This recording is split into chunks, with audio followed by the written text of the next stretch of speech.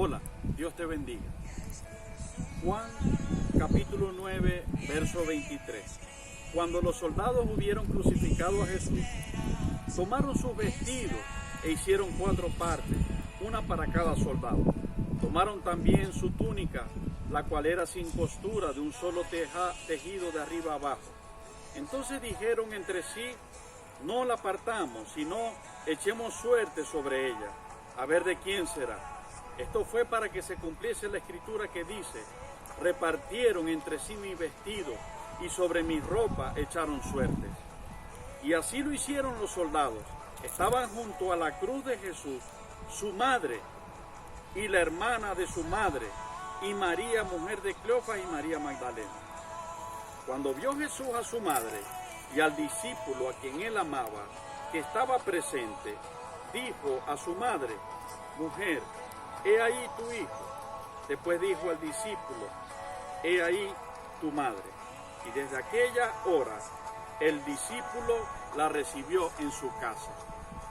Aún los momentos más duros de la vida de Jesús y su sacrificio estuvieron llenos de esperanza y de vida para cada uno de nosotros los seres humanos. En el momento estaba él ya crucificado y miró, y de una gran multitud que le siguió en esos días por todas esas calles, solo quedaban especialmente 2 fieles, entre otros, que eran María, su madre, y Juan, el discípulo que lo amaba, el que siempre le buscaba con más ímpetu, el que siempre se recostaba sobre su pecho cuando estaban reunidos. Ellos dos tuvieron la fuerza de no importarles si los mataran por el nombre de Jesús, así como los demás se esparcieron y salieron con miedo, pero María y Juan quedaron allí fieles hasta el último momento, hasta el momento más duro. Y allí Jesús hizo una afirmación, recordándonos lo que hacía un tiempo atrás había dicho: ¿quiénes son mi madre? ¿Quiénes son mis hermanos? Y extendió sus manos a los discípulos diciendo: mi madre y mis hermanos son los que hacen la voluntad de mi Padre que está en los cielos, los que ejecutan la palabra de Dios. Entonces, en ese momento él estaba afirmando que nosotros debemos permanecer fiel aún en las horas más difíciles de nuestra vida. Allí él está con su vista puesta sobre nosotros, pendiente, y estaba afirmando que esos realmente eran su familia. Dice en el verso 28: después de esto, sabiendo Jesús que ya todo estaba consumado, dijo, para que la escritura se cumpliese: tengo sed. Y estaba allí una vasija llena de vinagre. Entonces ellos empaparon en vinagre una esponja y poniéndolo en un hisopo se la acercaron a la boca. Cuando Jesús hubo tomado el vinagre, dijo: consumado es. Y habiendo inclinado la cabeza, entregó el Espíritu. No sé si puedes entender lo que el Señor te dice y me dice en medio de ese momento de dolor.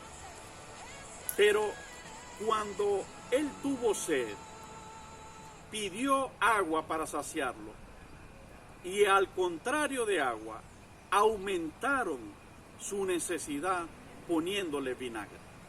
Precisamente eso fue lo que hizo posible que tú y yo seamos saciados. Su necesidad en aquel momento de dolor nos llenó a nosotros de provisión y esperanza. Nos llenó a nosotros de saciedad. Por eso Él dice: consumado es. Su sacrificio tenía implícito una esperanza para el mundo entero.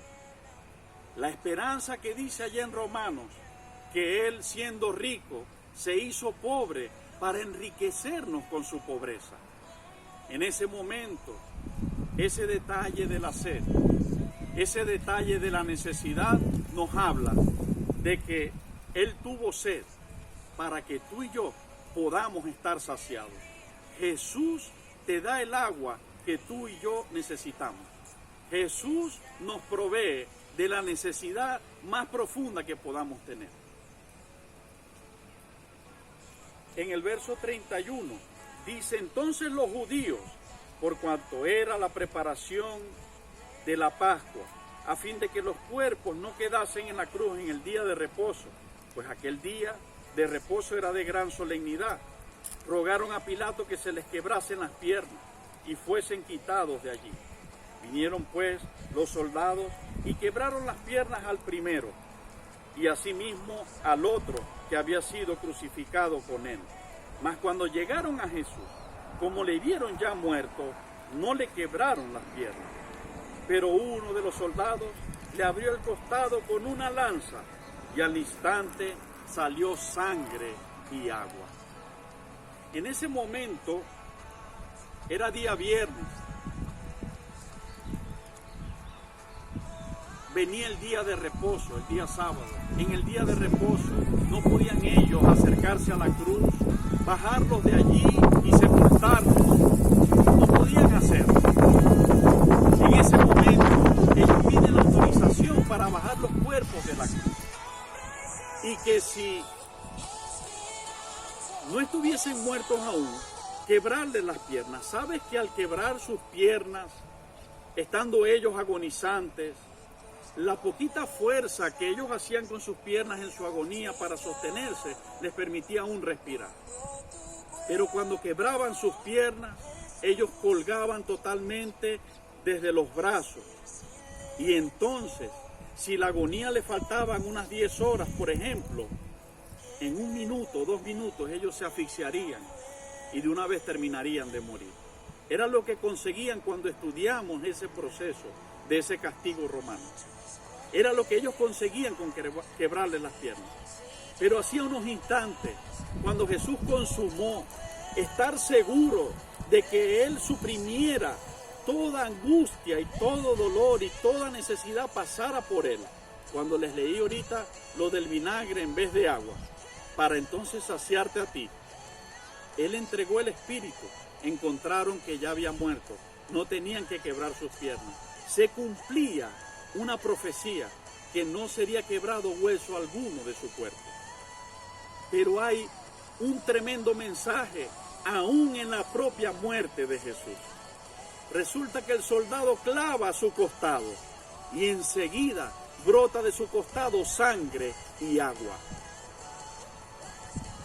Médicamente, científicamente esto tiene un significado, pero no es ese el que me llama la atención. La atención me llama el significado espiritual que Dios te da a través de este momento. Jesús había dicho a la mujer samaritana: mujer, buscas aguas porque tienes sed, pero si bebes del agua que yo te daré, no tendrás sed más nunca. Por el contrario, en ti brotará una fuente que saltará para vida eterna. Y fue lo que a los minutos vimos en esa mujer. Salió corriendo y comenzó a hablar de aquel Jesús que venía a saciar la sed en la humanidad. Más adelante dijo Jesús con su propia boca, estando vivo: el que cree en mí, como dice la Escritura, de su interior correrán ríos de agua viva. Quiero decirte que aún en el momento más seco de la vida humana de Jesús, siendo Dios, Él se hizo humano. Y ese fue el momento más terrible, más seco, del desierto más fuerte que Jesús atravesó. Fue ese momento, cuando tuvo sed y en lugar de agua le dieron vinagre para agravar su sed. Aún en ese momento de Él, de su costado, de su interior, estaba brotando la esperanza para tu vida. Estaba brotando la esperanza para esta humanidad. Lo pullaron y de su interior brotó la sangre con que limpiaría tus culpas y la mía. Y brotó el agua con que nos limpiaría y saciaría nuestra sed para siempre. Allí estaban implícitos. Aún en su muerte, su cuerpo hablaba de la esperanza que tú y yo comenzábamos a tener. Hoy esa esperanza está vigente. Esa esperanza vive con nosotros. Esa esperanza está esperando que le abracemos. Hoy el Espíritu de Cristo clama para libertar tu vida, para saciar tu sed, para demostrarte que no hay nada en este mundo, en nada de lo que te circunda, que te pueda saciar como Él te puede saciar. Es hermoso. En el verso 41. Y en el lugar donde había sido crucificado, había un huerto, y en el huerto un sepulcro nuevo, en el cual aún no había sido puesto ninguno. Allí pues, por causa de la preparación de la Pascua de los judíos, y porque aquel sepulcro estaba cerca, pusieron a Jesús. El primer día de la semana, María Magdalena fue de mañana, siendo aún oscuro, al sepulcro, y vio quitada la piedra del sepulcro. Entonces corrió y fue a Simón Pedro y al otro discípulo, aquel al que amaba Jesús, y les dijo: se han llevado del sepulcro al Señor, y no sabemos dónde le han puesto. Y salieron Pedro y el otro discípulo, y fueron al sepulcro. Corrían los dos juntos, pero el otro discípulo corrió más aprisa que Pedro, y llegó primero al sepulcro. Y bajándose a mirar, vio los lienzos puestos allí, pero no entró. Luego llegó Simón Pedro tras él, y entró en el sepulcro, y vio los lienzos puestos allí, y el sudario que había estado sobre la cabeza de Jesús, no puestos con los lienzos, sino enrollado en un lugar aparte. Entonces entró también el otro discípulo, que había venido primero al sepulcro, y vio y creyó, porque aún no habían entendido la Escritura, que era necesario que Él resucitase de los muertos. Y volvieron los discípulos a los suyos, pero María estaba afuera llorando junto al sepulcro, y mientras lloraba se inclinó para mirar dentro del sepulcro, y vio a dos ángeles con vestiduras blancas, que estaban sentados el uno a la cabecera y el otro a los pies, donde el cuerpo de Jesús había sido puesto. Y le dijeron: mujer, ¿por qué lloras? Les dijo: porque se han llevado a mi Señor, y no sé dónde le han puesto. Cuando había dicho esto, se volvió y vio a Jesús que estaba allí, mas no sabía que era Jesús. Jesús le dijo: mujer, ¿por qué lloras? ¿A quién buscas? Ella, pensando que era el hortelano, le dijo: Señor, si tú lo has llevado, dime dónde lo has puesto y yo lo llevaré. Jesús le dijo: María. Volviéndose ella le dijo: Raboní, que quiere decir maestro. Jesús le dijo: no me toques, porque aún no he subido a mi Padre. Mas ve a mis hermanos y diles: subo a mi Padre y a vuestro Padre, a mi Dios y a vuestro Dios. Fue entonces María Magdalena para dar a los discípulos las nuevas de que había visto al Señor y que Él le había dicho estas cosas. Las dos Marías se quedaron tranquilas, porque en el día de reposo no podrían acercarse a la tumba. Nadie podría mover un dedo. Si ellas iban a la tumba, de seguro las iban a juzgar por eso. Las iban a perseguir y a enjuiciar por eso. Pero esperaban ansiosas el momento de ir hasta allá. Y lo demuestra su fruto. Domingo, primer día de la semana, dice allí donde leímos, siendo aún oscuro. Ellas ni siquiera esperaron que terminara de amanecer. Corrieron hasta el sepulcro. Y encontraron esta escena. El cuerpo del Señor no estaba. Todavía les costaba creer lo que Jesús una y otra vez había anunciado: voy a morir, pero también voy a resucitar. Y ellas decían: se han robado el cuerpo de mi Señor. Entonces, los ángeles estaban allí. Jesús mismo estaba allí. Pero ellas, en su agonía y en su angustia, como muchas veces te pasa a ti y a mí, no se daban cuenta que allí estaba Jesús, pero no tendido muerto, sino de pie, al lado de ellas, hablando con ellas. Le preguntaron ciertas cosas, Él las respondió, pero no fue hasta el momento que Jesús habló directo a sus vidas. Como Él anunció: mis ovejas oyen mi voz y la conocen. Ellas creían al principio que era el hortelano, dice la Biblia. Pero cuando Jesús se expresa hacia ella directamente y le dice por su nombre, María, entonces ella dice, Raboní, eres tú, estás vivo, has resucitado. Y es un momento glorioso, donde ellas pueden contactar con sus propios ojos lo que el Señor había anunciado. La esperanza de este mundo había vencido la cruz, había vencido la muerte, había vencido la sed, había vencido la enfermedad, había vencido el dolor, y perdona que me quebrante, pero es la esperanza que llena hoy mi ser para seguir adelante. Es solo Jesús el que ha saciado mi sed, y ese momento tuvo un inicio allí, en ese momento, en ese lugar.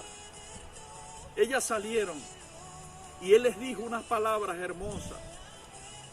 Él les dijo, dile a mis discípulos. ¿Cuántos hoy nos consideramos sus discípulos? Él les dijo, ve y dile que voy a mi Padre y a su Padre. El Padre que me ha acompañado y me ha resucitado de este lugar es el Padre tuyo ahora, les está mandando decir. Voy a mi Dios y a vuestro Dios. El Dios que ha estado conmigo para levantarme aún de la muerte es el Dios que estará contigo ahora a través de mi sacrificio. Ese momento quedó sellado para la eternidad, hasta el infinito, para nunca acabarse. La esperanza nació con la redención de Jesucristo de entre los muertos. Y entonces ellas salieron a informar lo que habían visto. Y es hermoso como luego en los días siguientes Jesús se mostró personalmente a cada uno de los discípulos. Él ha resucitado. Jesucristo no está en la tumba.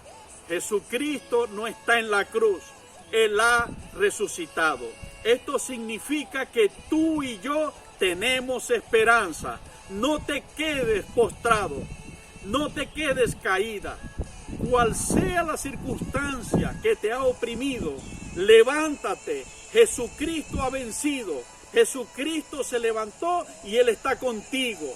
Él es tu Dios, aquel que afirmó, Él es mi Padre y también es tu Padre. Él es mi Dios y también es tu Dios. Ese sacrificio y esa resurrección hizo posible que tú y yo fuéramos adoptados sus hijos, fuéramos adoptados su pueblo. Hoy no estamos solos. El Dios Todopoderoso está con nosotros. Aleluya. Bendito sea el nombre de nuestro Señor Jesucristo.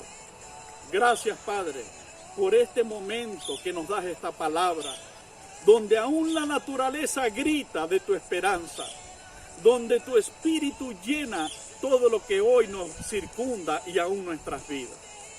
Gracias, porque un mundo que nos está gritando derrota, enfermedad, necesidad, muerte, pero un Dios vivo que venció la enfermedad, que venció la necesidad, que venció la muerte, nos grita esperanza. Hay vida en Cristo Jesús.